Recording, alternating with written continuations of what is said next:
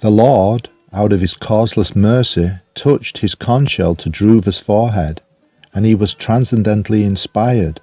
This transcendental inspiration is called Brahma Maya, because when one is thus inspired, the sound he produces exactly corresponds to the sound vibration of the Vedas, Srimad Bhagavatam 494. So the sound manifest by Dhruva Maharaj, or more relevantly Srila Prabhupada, exactly corresponds to the sound vibration of the Vedas. Thus it is an authentic spiritual sound. Now let's read this. Translation: the Vedic statements are self-evident. Whatever is stated there must be accepted. If we interpret according to our own imagination, the authority of the Vedas is immediately lost. Purport: out of our four main types of evidence, direct perception, hypothesis, historical reference, and the Vedas, Vedic evidence is accepted as the foremost. If we want to interpret the Vedic version, we must imagine an interpretation according to what we want to do.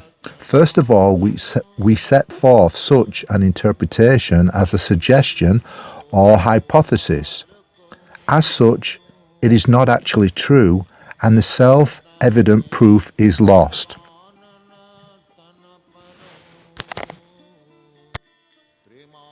So Prabhupada's statement that Bhu-mandala is a planetary system, not a flat earth, a planetary system. It is self-effulgent, it is self-evident, and it must be accepted. If we interpret according to our own imagination, the authority of the Vedas is immediately lost. And like I read to you before, Prabhupada's sound vibration is inspired by Krishna, and it exactly corresponds to the sound vibration of the Vedas. So if you take Prabhupada's words when he says Bhu-mandala is a planetary system, if you take those words, which are self-evident, and you don't accept them, you interpret them according to your imagination, flat earth, Prabhupada's authority and the authority of the Vedas, Prabhupada's voice is the Vedas. When Prabhupada speaks, that is the Vedas. Then the authority of Prabhupada and his books is lost. And if we want to interpret Prabhupada's books, the Vedic version, Prabhupada's voice is the Vedas. If we want to interpret Prabhupada's statements and give an imaginary interpretation according to what we want to do, Tamal wanted to introduce a Talmudic flat earth and take away Prabhupada's authority. And that's why he first of all set forth this suggestion or hypothesis. And Prabhupada says here, as such, it is not actually true. So what Tamal set forth was not actually true. And the self-evident proof that Bhu-mandala is a planetary system is lost. So that's what's going on, and Prabhupada's authority is lost.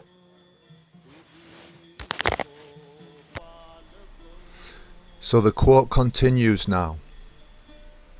This is Chaitanya Charitamrita, by the way, Madhya Lila 6, 137. 6th chapter, 137 text. The Rig Veda, Yajur Veda, Samaveda, Atharva Veda, Mahabharata, Pancharatra and the original Ramayana are all considered Vedic literature. The Puranas, such as the Brahma Vaivata Purana, Naradiya Purana, Vishnu Purana and the Bhagavat Purana, are especially meant for Vaishnavas and are also Vedic literature. As such, whatever is stated within the Puranas, Mahabharata and Ramayana is self-evident. There is no need for interpretation. The Bhagavad Gita is also within the Mahabharata. Therefore, all the statements of the Bhagavad Gita are self-evident. There is no need for interpretation. And if we do interpret, the entire authority of the Vedic literature is lost. So when we take Prabhupada's Bhagavatam 5th canto and all the various statements in the Bhagavatam where Prabhupada's describing Bhu-mandala as a planetary system, where he's describing all the planets in Bhu-mandala as planets. Bhu-mandala planetary system was divided into 7 smaller planetary systems. That's what Prabhupada says. These are self-evident statements. Bhu-mandala is a planetary system. Mukhya vritti, take it as it is. It's self-evident. And if you try to interpret, then the entire authority of Prabhupada's books, of Prabhupada's Bhagavatam, is lost.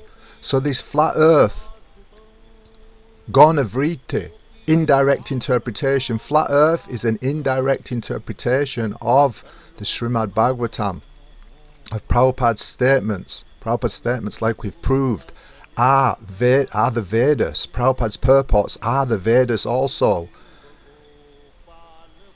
And when we take those statements not in the Mukhya vritti spirit, as they are, they're self-evident. If we don't take them as they are, but we try to interpret them, and instead of taking Prabhupada's statement that the earth, the Bhu-mandala, is a planetary system, if we don't take it as it is, and we try to give an interpretation, then we are trying to take away Prabhupada's authority.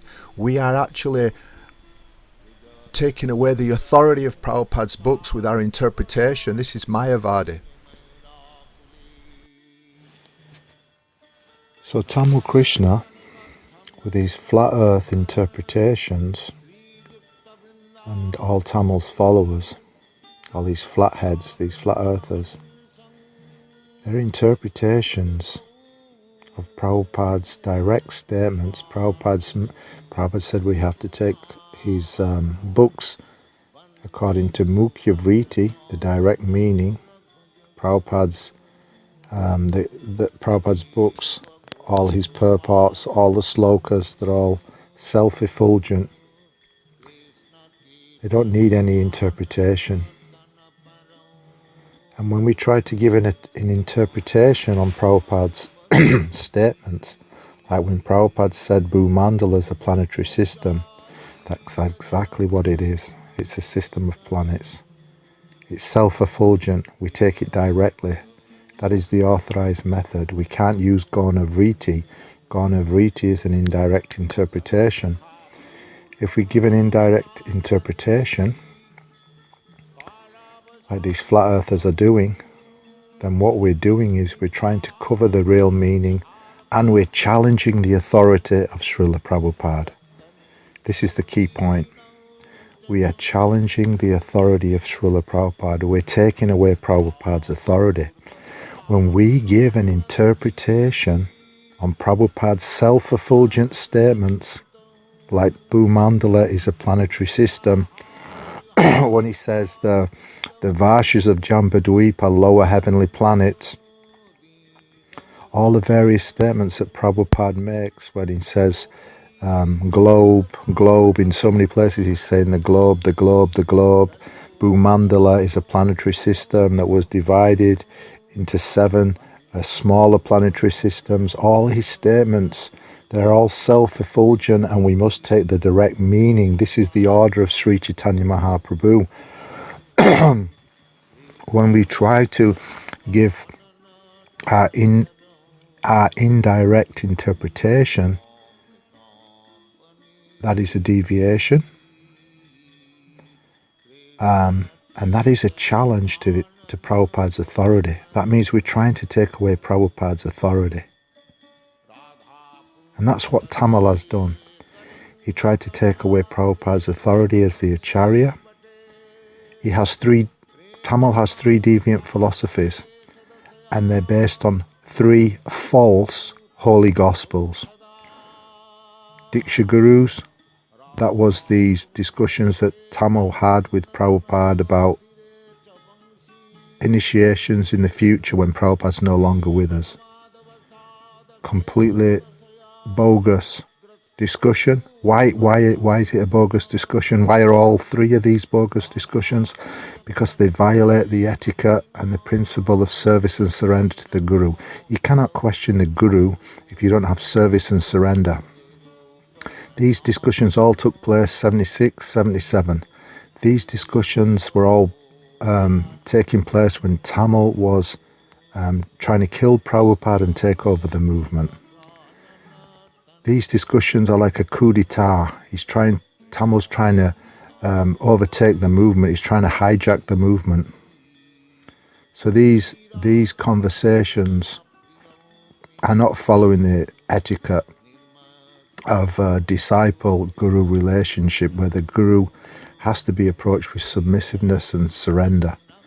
These are all challenging the authority of Prabhupada. All these 3 discussions, they were held by Tamal so that Tamal could try to use these discussions to take over the movement. Like I said, the first one is about how he's trying to get Prabhupada to rubber stamp that they're going to be the acharyas, the Diksha Gurus, when Prabhupada leaves, physically, when Prabhupada departs. He's trying to get Prabhupada to give the rubber stamp that they're Diksha Gurus. Prabhupada never gave no rubber stamp for none of these discussions. The other one was the unrestricted, unlimited editing of Prabhupada's original writings, which Prabhupada said, print again the original way. That was the second discussion. The third discussion, this Bhu-mandala discussions, where Tamal's coming with his prejudice that Prabhupada condemns, trying to get Prabhupada to rubber stamp the flat earth. So all these discussions are based on trying to take away Prabhupada's authority. And now I want to just pinpoint on the flat earth, because this is what I'm talking about at the moment. So this flat earth, given an interpretation that when Prabhupada says Bhu-mandala is a planetary system, Shukadev said it's a planetary system. This is self-effulgent, and we take it as it is, the direct meaning, Mukhya Vriti. The minute you give an interpretation on that and say, well, actually, when Prabhupada said it, a planetary system, that's not what he means, what he actually means. The minute you start talking like that, you're giving your Gona Vriti, you're giving your interpretation.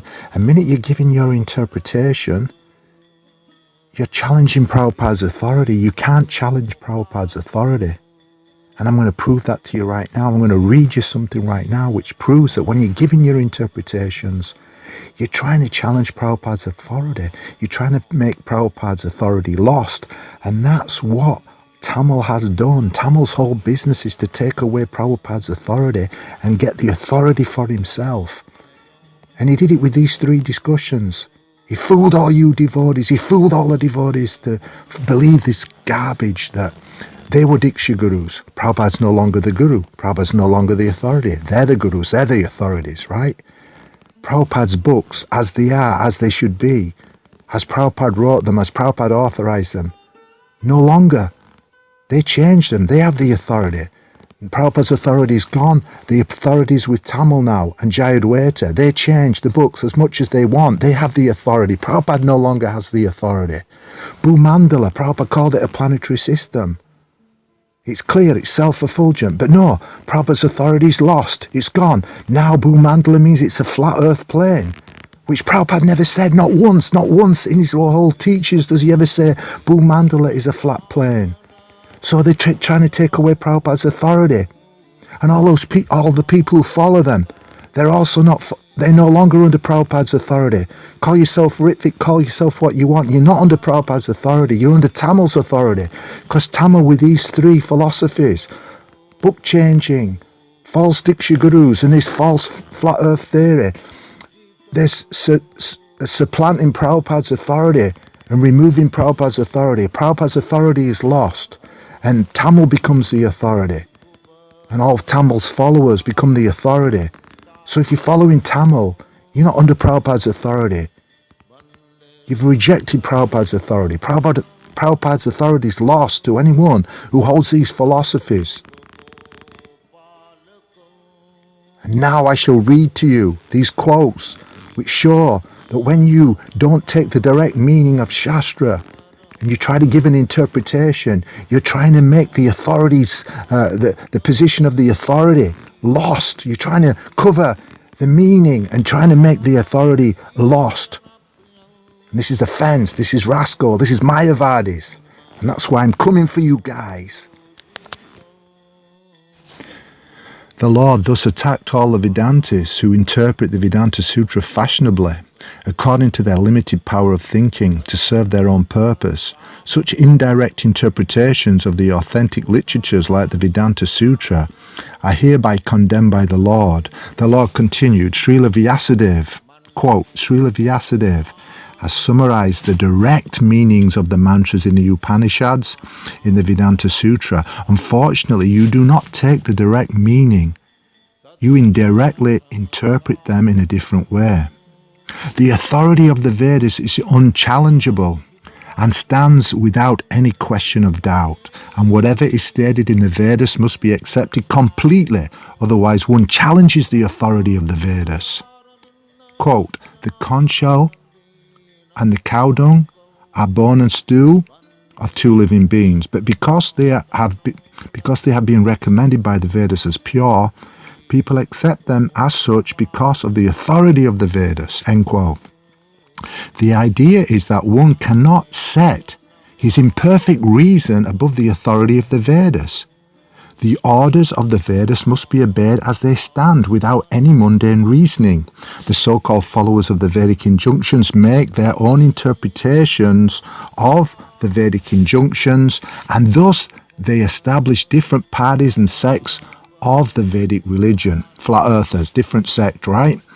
Lord Buddha directly denied the authority of the Vedas and he established his own religion. Only for this reason the Buddhist religion was not accepted by the strict followers of the Vedas, but those who are so-called followers of the Vedas are more harmful than the Buddhists. These flat earthers who claim to be followers of Prabhupada, more dangerous. They say, we're Ritviks, we follow Prabhupada. More dangerous. They're not honest, they're rascals. They're trying to supplant Prabhupada's authority, but at the same time claiming to be a follower. And same thing for these book changers in ISKCON and these gurus in ISKCON claiming to be Hare Krishnas. It's different levels, but this flat earth is more subtle because the flat earth is held by the Ritvik crowd. This is why it's more dangerous. But let's go back. Keep going with this quote. But those who are so-called followers of the Vedas are more harmful than the Buddhists. The Buddhists have the courage to deny the Vedas directly, but the so-called followers of the Vedas have no courage to deny the Vedas, although indirectly they disobey all the injunctions of the Vedas. Lord Chaitanya condemned this. The examples given by the Lord of the conch shell and the cow dung are very much appropriate in this connection. If one argues that since cow dung is pure, the stool of a learned Brahmin is still more pure, his argument will not be accepted. Cow dung is accepted, and the stool of a highly posted Brahmin is rejected.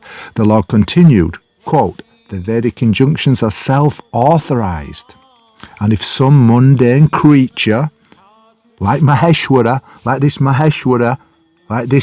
disciple of Hridayananda, this disciple of Tamal, mundane creature, I call him the shoal.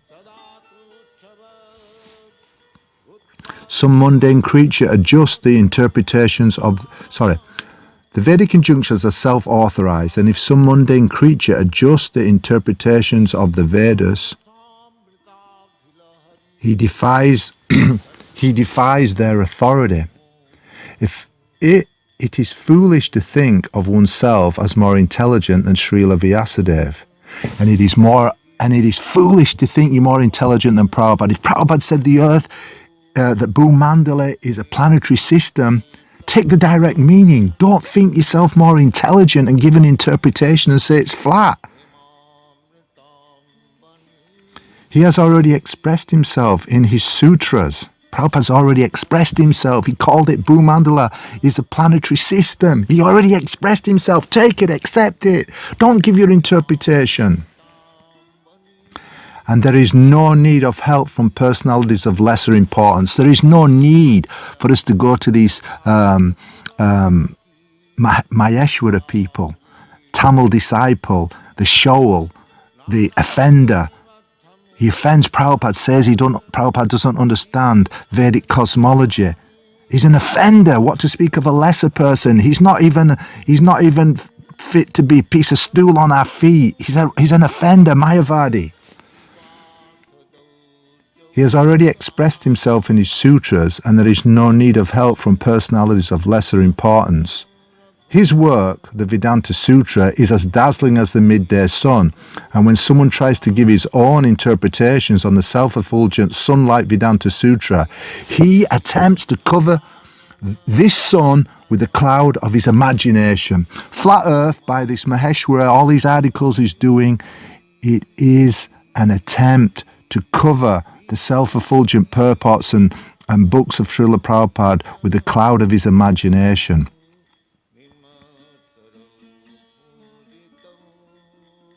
And it is an attempt to undermine Prabhupada's authority.